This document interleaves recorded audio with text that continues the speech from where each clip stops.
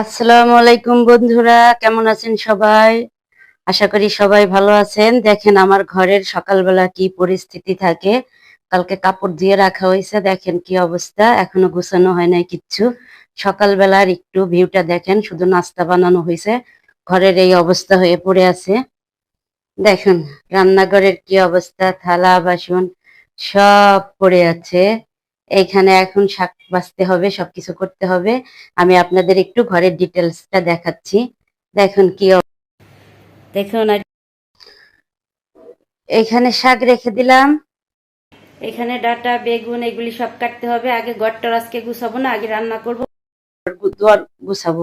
যেহেতু শাক নিয়ে আসছে, শাকটাকে আগে বেছে নেবো, শাক বাছতে অনেক টাইম। এখানে শাক টাক সবজি রাখলাম, এগুলি তাড়াহুড়া করে কেটে নেব, কেটে নিয়ে শাক বাছতে গেলে অনেকটা টাইম লাগবে।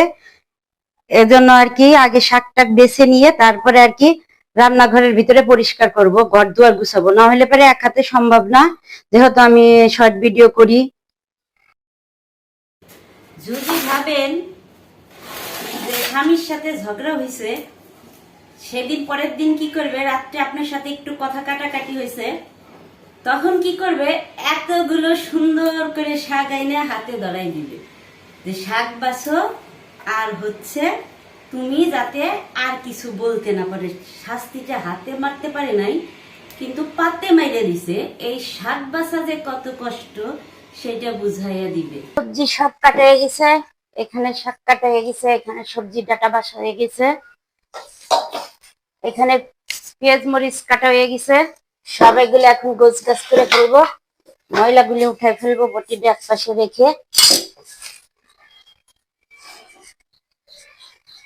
সব কেটে কেটে কেটে নিয়েছি, এখন ধুয়ে এক এক করে রান্না বসাবো, কারণ শাক বাছতে আর ডাটা বাছতে অনেকটাই টাইম লাগে। ছোট মাছ দিয়ে ডাটা দিয়ে রান্না হবে, শাক ভাজি করব।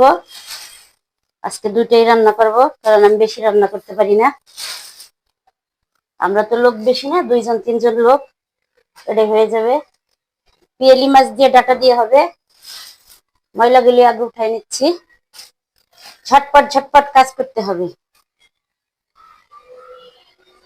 ময়লাগুলো উঠাই ফেললাম, এগুলো রান্না করে চলে যাবে।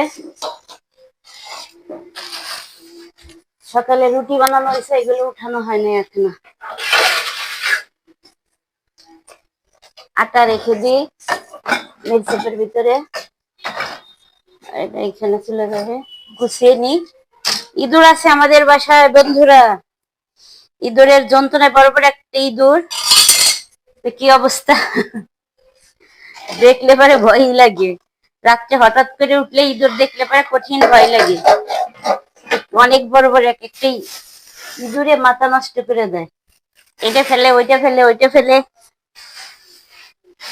এটা আমি ময়লার ঝুড়িতে রেখে দেবো, আর এটা ফ্রিজে রেখে দেবো, যে আমার এখনকার মতন কাজটা শেষ। এখানে রেখে দিই, ময়লা আসবে, আজকে আসবে কি আসবে না, উনি একদিন পর পর আসে, ময়লা নিয়ে যায়, আবার একদিন পর পর আসে, আবার 2 দিন আসে না। এই ময়লাওয়ালাটা অনেক ডেঞ্জারাস।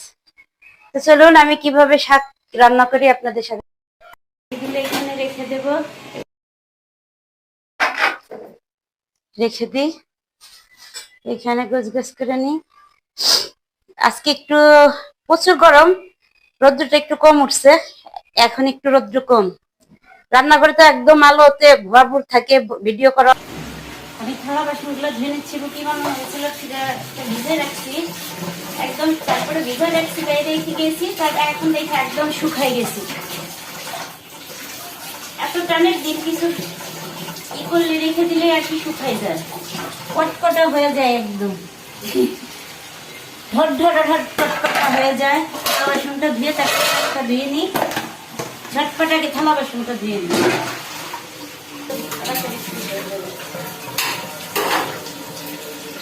শাকটা ধুয়ে নিচ্ছি আমি, এটা শাক নিয়ে নিচ্ছি, শাকটা ধোবো সুন্দর করে।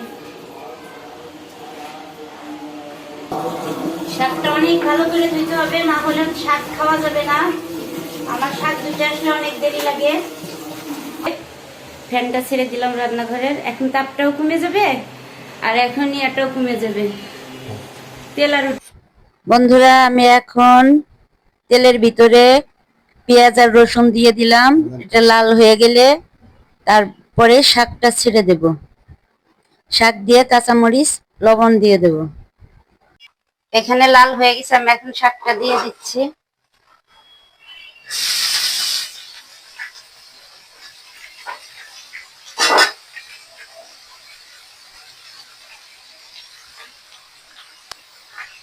কে কে আমার মতন এইভাবে শাক রান্না করেন? আমি একবারে বসিয়ে দিই, পরে আর বাগার দিই না, একবারে বসিয়ে দিয়ে লবণ দিয়ে দেবো। এখন ঢেকে রাখবো, রান্না করতে যতটুকু টাইম লাগবে। এখানে আমি লবণ দিয়ে দিচ্ছি।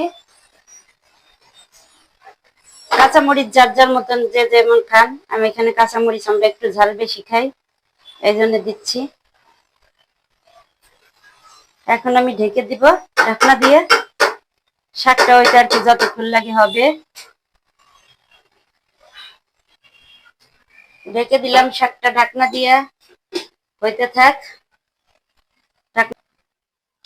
যা, এখানে কয়টা এখনো হাড়ি পাতিল আছে, এখনো ধোয়া হয়নি। চিন্তা করো, একবারে নিনেই টেবিলের উপরে কি অবস্থা, যে অবস্থা আল্লাহ। টেবিলটা একটু গুছিয়ে নিই, মিক্সেপের ভিতরে রেখে দিই চিনি, দুধটা রেখে দিই। চা খাওয়া হয়েছে সকালে।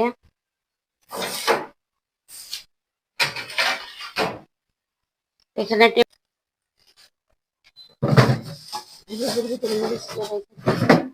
বেসন গুলানো হয়েছিল, বেসন ফেলে দিই, ফেলে বেসনটা নষ্ট হয়ে গেছে। ওইদিকে রান্না হইতে থাকে, এদিকে আমি কাপড়গুলি গুছিয়ে নিই। কালকে যেগুলা ধুয়ে দিয়েছিলাম আপনার ভাইয়ের শার্ট, এগুলো আয়রন করতে হবে, একটু গুছিয়ে রাখি, পরে আয়রন করে আর কি নেব। আমি বিকালবেলা আয়রনটা সেরে ফেলবেনি, এখন তো আর সম্ভব না, এখন যেহেতু রান্নাবাড়ি চলছে, এখন আর কিভাবে করব। আমাদের এই রুমে ওই রুমে ওই রুমে সব রুমে আর কি থাকা হয়, গরমের কারণে আর কি উল্টা পাল্টা শোয়া হয়। এই রুমের বালিশ কাঁথা, ওই রুমের বালিশ কাঁথা সব টাইনে টাইনে হয়ে গেছে। এখন ওই রুমটা গুছাবো, তাইলে হয়ে যাবে। আমি রান্না বসিয়ে দিয়ে একটা করে গুছিয়ে নিই, কারণ রান্নার শেষে রান্না বসাই আর যেহেতু গ্যাসে রান্না করি কোনো সমস্যা হয় না, রান্না করি আর একটা একটা করে সবকিছু গুছিয়ে রাখি। তা না হলে পারে একসাথে করা তো সম্ভব না, যেহেতু কাজের লোক নাই আমার। ওই রুমে নিয়ে এগুলো আলমারিতে আপাতত রুমে যাই। এই রুমে চলে আসছি, তাই গুছানো কমপ্লিট। আর একটু গুছিয়ে নিলেই হয়ে যাবে। ফার্নিচার গুলো মুছতে হবে। ফার্নিচার একদিন না মুছলে পরের দিন, আমি যখন টাইম পাই আর কি, সবসময় তার ক্যামেরা অন করা যায় না, যখন টাইম পাই তখনই আমি আর কি ফার্নিচার গুলো মুছে ফেলি। নাহলে আমাদের এখানে অনেক ধুলা আসে, আমাদের বাসায় রোডের সাইডে বাসা, অনেক ধুলাবালিতে ভরে যায়। এজন্য আমি যখন টাইম পাই তখন আর কি মুছে নিই। আমার যাবতীয় সাজগুজের জিনিস বক্সের ভিতরে রেখে দিই, এক একটা এক এক জায়গায় রাখলে খুঁজে পাওয়া যাবে না। সাজগুজের তেমন কিছু না, একটা ময়শ্চারাইজার, সিম্পলের ময়শ্চারাইজার ব্যবহার করি, আর শুধু একটা সানস্ক্রিন, আর কোনো কিছু ইউজ করি না। আর করি লিপস্টিক, এটা আমার একদম ছোটবেলার পছন্দ। আমি লিপস্টিক পছন্দ করি খুব, কিছু থাক আর না থাক, আগে টিপ আর লিপস্টিক আমার থাকতেই হবে। কোনো মেয়ে আমার সবচাইতে পছন্দের জিনিস হচ্ছে আমার পায়েল নূপুর। আমি এখানে ঘুমানোর আগে খুলে রাখছি, কারণ ঘুমের টাইমে আমি কোনো কিছু পড়তে পারি না। আমি কানে 3টা পরি, আর এই নূপুরটা আমি সবসময় পরে থাকি।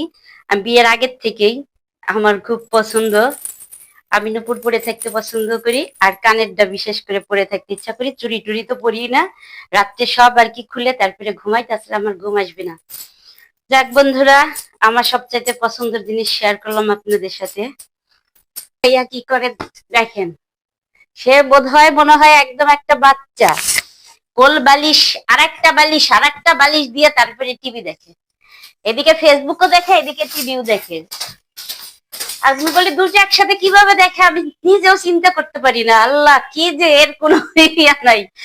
এ বাসায় আসলে কি করে আপনারা একদিন ভিডিও করে। টি টেবিলটা পরিষ্কার করে নিচ্ছি, মোটামুটি এই রুমের কাজ শেষ। আর ঝাড়ু দিলে রেখে দিচ্ছি, আমি এটা নিয়ে নিই। যাবে আমার এখনকার মতন সমাপ্তি হবে কিছুটা কাজ।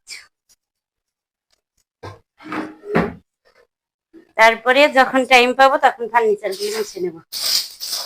এখানে রেখে চলে গেছে, চিন্তা করেন এর কোনো কিছুতেই নাই। টেবিলটা পরিষ্কার করে নিচ্ছি, ঘর ঝাড় দিলে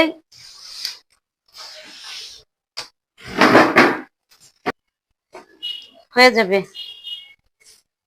বাতার ছোট মাছ বসিয়ে পরিষ্কার রাখি, ময়লা পাবে না কেউ আসে আমার বাসায়। পরিষ্কার থাকতে ভালোবাসি, তাই নিজের হাতে মারলে তোমার কাজ কেউ করতে পারবে না। তোমার কাজ করতে গেলে মানুষের মাথা নষ্ট হয়ে যাবে। তোমার কাজ তুমিই করো, তোমার কাজ কেউ করে দিবে না। তুমি হলো, আমার যখন রাগ ওঠে তখন আমার মাথা ঠিক থাকে না, যখন রাগ থাকে না তখন আমি ভালো থাকি। ঘর ঝাড় দেওয়া শেষ আমার, ঘর ঝাড়ু দিয়ে একটু পানি খেয়ে নিচ্ছি। এত গরম, গরমে আমি একদম ঘেমে চুপচুপে গেছি। ঠান্ডা পানি ছাড়া আমি খেতে পারি না, ঠান্ডা পানি খাওয়া যেহেতু নিষেধ তারপরে আমি খাই, কারণ ঢাকার পানি ফুটানো পানি অনেক গরম থাকে, এই জন্য ওরকম ভাবে আর গরম পানি খাওয়া যায় না। এই জন্য ঠান্ডা পানিটা আমি একটু ফ্রিজ থেকে বের করে মিলাই নিয়ে তারপরে খাই। সব কাজ করার পরে হাঁপাই গেছি, মুখ চোখ লাল হয়ে গেছে। কেউ ভাববেন না আমি মেকআপ করি। এখন আমি মুখটা ভালো করে মুছে নিচ্ছি, এখানে কোনো ফিল্টার ব্যবহার করা হয়নি। ক্যামেরা গেছে, এখন শাকটা আমি ঢেলে নেব, নিয়ে এখানে এখন ছোট মাছটা বসিয়ে দেব। শাকটা ঢেলে রেখে ছোট মাছটা বসিয়ে দেবো। আমার এদিকে কাজ করতে করতে আমার পছন্দের শাক, এখন ছোট মাছ বসিয়ে দিলে আমার ভাতটা খেয়ে বসে দিয়েছি, আপনাদের দেখাই দিচ্ছি।